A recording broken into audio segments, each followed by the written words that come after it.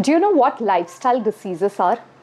See, there are diseases like diabetes, high blood pressure, weight gain, cancer, right? These diseases are called non-communicable diseases.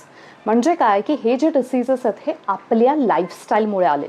चुकीच्या खाण्याच्या पद्धती, वेळी अवेळी झोपणं किंवा चुकीचं खाणं, बाहेरचं खाणं याच्यामुळे आपल्याला आलेले हे डिसइजेस आहेत, बरोबर?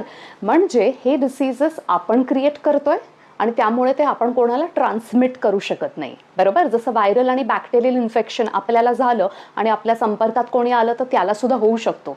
पण हे जे आहेत नॉन कम्युनिकेबल डिसीजेस हे आपण ट्रान्सफर करू शकत नाही.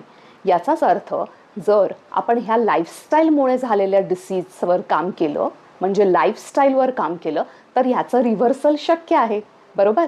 सो हे कसं करायचं हे माहिती घेण्यासाठी हा चॅनल जरूर फॉलो करा.